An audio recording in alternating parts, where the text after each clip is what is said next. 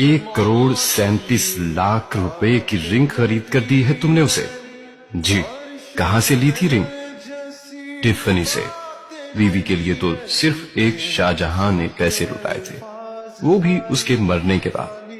तुम्हें क्या हो गया था?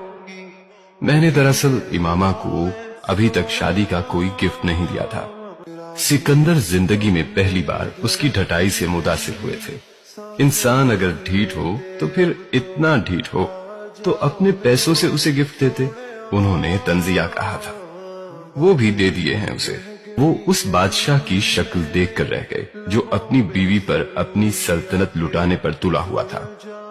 सालार, ऐसा भी क्या है इमामा में कि तुम अक्ल से पैदल हो गए हो? बस वो अच्छी लगती है मुझे। अब तो आजा पी